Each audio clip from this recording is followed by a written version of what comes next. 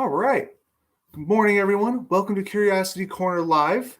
We're going to give everybody a few seconds to get dialed in and everything. But in the meantime, if you're here, if you want to give this video a like and subscribe to our channel, we have new videos every day at 10:30 and 3 o'clock.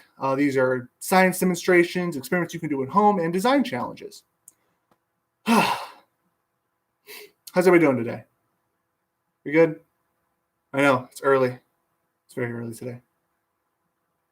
I'm just going to keep stalling, make sure everyone's logged in. We don't want to miss out on any of the science. I have the hardest time resisting saying it like that. Oh, well. All right, it's been a time. All right. My name is Jared, your friendly science Viking, and I'm a guest engagement specialist at Great Lakes Science Center. Obviously, the center is still closed because of everything that's going on, but we don't want you to miss out on the chance to learn about science. So, with that in mind, today we're going to talk about bridges. Now, a bridge is a structure that spans a physical obstacle that connects 2 points, played by our nondescript board games here. Anyway, it crosses anything that would be too dangerous or too time-consuming to cross over. For example, here in Cleveland, where I am, we have the Cuyahoga River that pretty much splits West Cleveland from downtown. Now, either we could go around the river, or we could ford it every day, but that's way too time-consuming. Not very feasible. So instead, we built a bridge to go across it. Now, the first bridge we're going to talk about, one second, it's over here.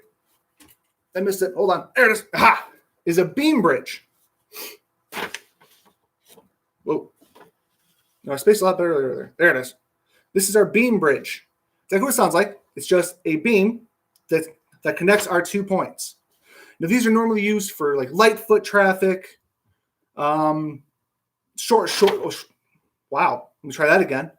Light foot traffic or short distances. You're probably not going to find a beam bridge over a long distance. And I will show you why. Oh, I need to start putting all these things so far away. There it is. Using our non-trademarked can of soup. It's beef.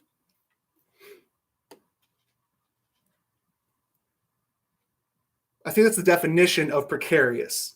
As we can see, I put the weight on our bridge, and look how much it already is sagged. It's very scary. I didn't think this through. Anyway, the problem with the beam bridge is, in fact, this weakness. It's right in the middle. All of our pressure from whatever weight we distribute on it all gets put down the middle, and there's no support system. It's got nothing to rely on but itself. So if I put too much on it, it risks collapsing. It's already well on its way. So to remedy this particular problem, in order to improve my simple bridge here, we've designed something called a truss. Truss. And yes, it looks just as complicated as you think it does. Now, a truss is our support system. It's a series of beams that connects all around, helps distribute the weight, distributes the pressure that's caused from anything that touches it. It'll spread the weight around so it's completely focused on our bridge's weakest point. So if we put weight on our bridge, it'll hold. Not completely, not accurately, because, I made this out of Craft 6 and hot glue, and that only goes so far. But still, you can clearly see how this is holding up a lot better than our other bridge did. Now, this is caused by our bridge's triangular support system, because a triangle is actually the strongest geometric shape. That was hard to say.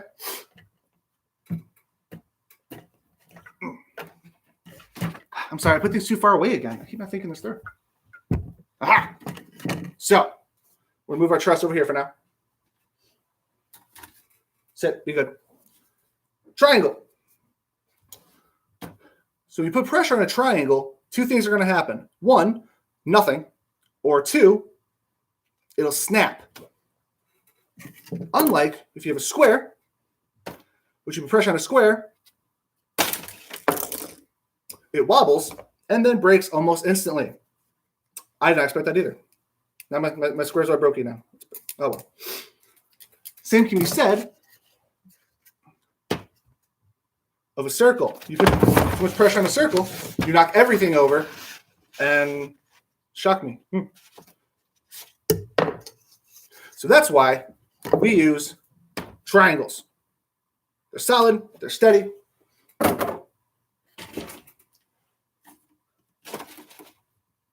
And that is what we have to work with. It's kind of just fun to do this. Sorry, right. So this is why these make a triangle shape. If you look up top, if I don't drop this, which is possible, these all have triangles. So it helps absorb that weight, absorbs the pressure, and makes for a very sturdy bridge. All right, I have one more bridge to show you. And this one is, let's say, fickle. We're going to find out. Ugh. This is a suspension bridge. Okay, it's craft glue and yarn that I stole from my wife. Don't tell her.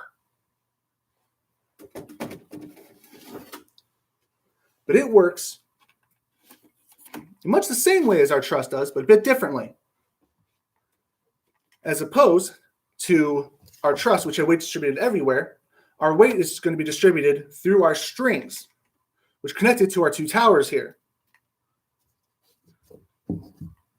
Now, as I discovered when putting this together, a suspension bridge is actually only as strong as its supporting towers, which is why they're not used all that frequently. So, I'm going to be our support so we can see how science works as go. So when our supports are down, when these are sturdy, it's not too bad.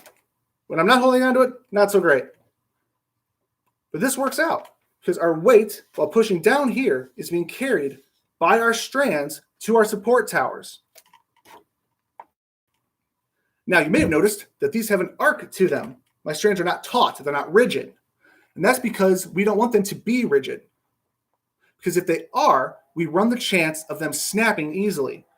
It's just a string that's pulled too tight. Now, obviously in bridges, they use metal and wire and cord. They don't use string. But you get my point. Because outside, our bridge needs to be able to deal with the weather. If it gets cold, our strands need to be able to contract and be able to pull themselves in. When it's warm, they need to be able to expand. If they're taut all the time, if they're pulled too tight, then we run the chance that they snap entirely. And obviously, you don't want your bridge to snap. Okay. I know it doesn't look great, but I put this together, and I'm very proud of it. Anyway, so those are our three bridges.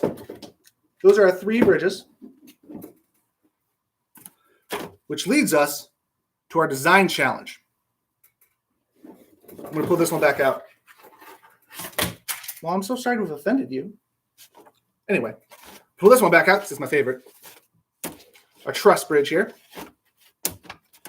So, our design challenge for today is to build your own bridge. Now, not just any bridge will do. You can't just go and throw a paper towel on the ground, call it good. It has to be at least 1 foot long.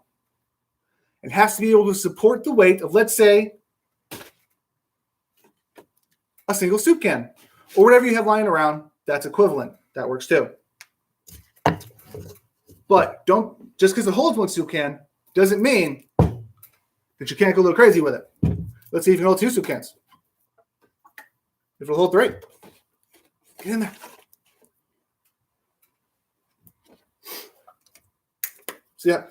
See how much weight your bridge can support. Why do we have so much soup? Anyway. All right. So that is our show for today. Check back in at 3 o'clock. And whatever your creation is, make sure you tag us, post on social media, and tag us with hashtag StayCuriousCLE. Because we want to see what you come up with. Also, no one tell my wife that I stole her soup, too. Anyway. Okay. So that pretty much sums everything up for today. I hope you enjoyed our talk about bridges. It was a good time. But before I let you go, I have one last thing to say. I know things are getting a little more crazy as time goes on, and it seems like this is never going to end. But I'm pretty positive it will. And whether we're better off or worse because of it, I think it's going to depend on us.